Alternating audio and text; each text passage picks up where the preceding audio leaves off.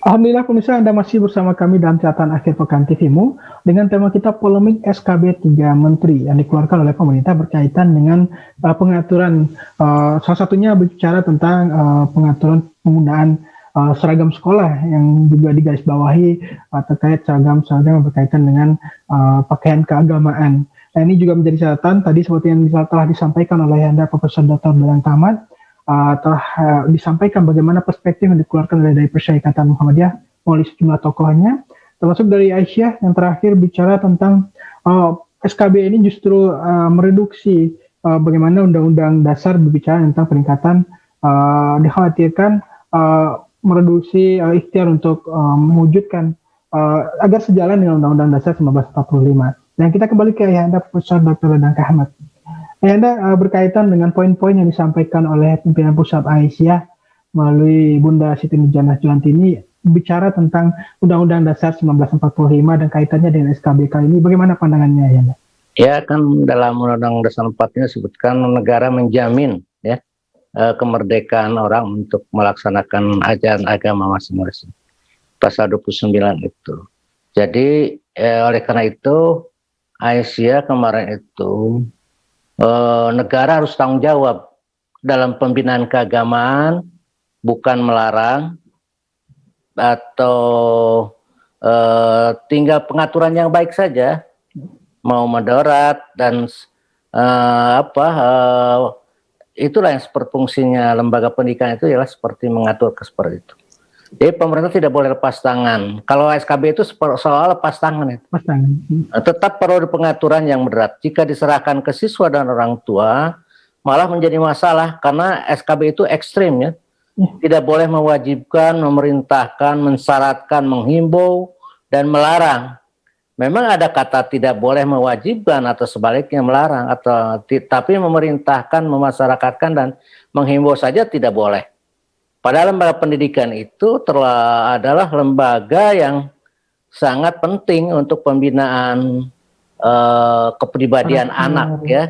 Untuk penciptaan manusia takwa itu adalah penting dimulai dikondisikan sejak anak-anak ya. Oleh karena itu betul bahwa kita ini seolah-olah mau mensekulerkan SKB itu, mau mensekulerkan sekolah-sekolah. Ya, oleh karena itu kita harus tetap menginginkan bahwa pemerintah itu seperti yang sudah lalu cukup aktif membina pendidikan ini seluas-luasnya, sebaik-baiknya.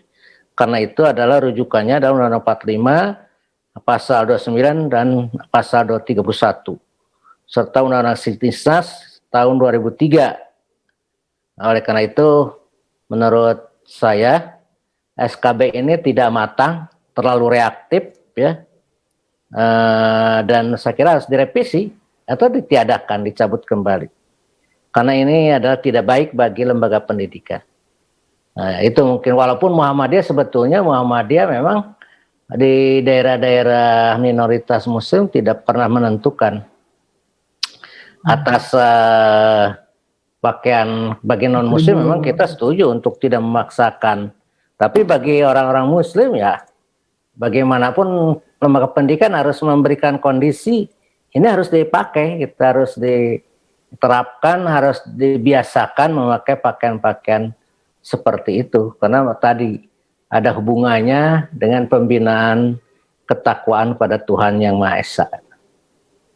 Baik, dan tentu belakang memang muncul beragam isu, termasuk tadi pernyataan yang mengarah ke sekularisasi, termasuk disampaikan oleh Anda Ketua Pimpinan Pusat Muhammadiyah Anwar Abbas yang juga bicara tentang potensi menggiring ke sekularisasi, terlebih dan kita menyoroti persoalan-persoalan kebangsaan yang terjadi belakangan ini, bagaimana pemerintah begitu gencar bicara soal pengentasan radikalisme di tanah air, dan kembali muncul lagi informasi atau kebijakan yang berbicara terlalu reaktif, inisiatif terlalu reaktif dalam SKB ini.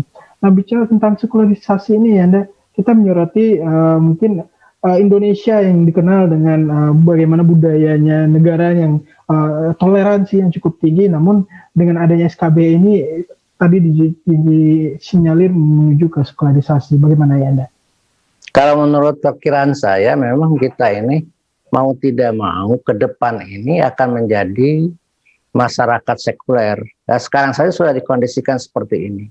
Simbol-simbol keagamaan itu tidak begitu menjadi simbol utama dalam kehidupan bermasyarakat dan bernegara itu.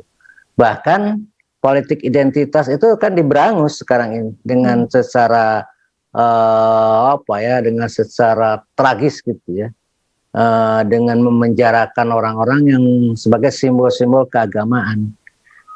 Oleh karena itu menurut saya ke depan lihat saja partai-partai non agama itu menang kan dibandingkan partai-partai agama. Bahkan partai agama kalau disatukan itu hanya kurang dari 30% ya.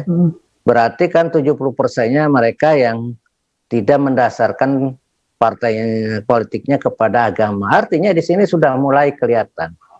Dan ke depan agama itu akan menjadi sebagai hubungan dirinya dengan Tuhan, sangat private ya, sangat pribadi.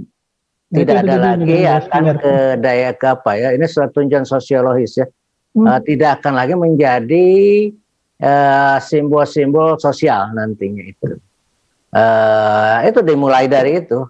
Mungkin nanti akan juga digerogoti soal halal, haram ya. Makanan halal juga akan digerogoti nanti ke depan. Karena kalau kelihatannya memang arahnya seperti itu. Yang orang yang main the behind the gun-nya itu menghendaki seperti itu. Saya yakin bahwa yang punya otaknya itu bukan yang muncul.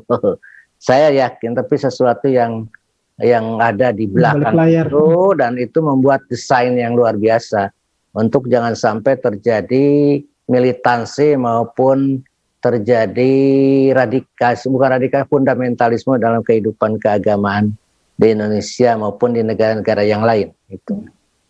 Baik, tentu ini menjadi keprihatinan tentunya kita melihat beragam persoalan-persoalan yang jika kita menyentuh persoalan-persoalan keagamaan khususnya Islam sebagai mayoritas cenderung ini agak reaktif respon-respon yang dimunculkan, dan ini kita garis bawahi ya adanya penggiringan ke arah ke sana tentunya. Dan akhirnya kita akan ulas kembali di segmen terakhir. Saya jadi kembali dan pemirsa tetap bersama kami dalam catatan akhir pekan TV.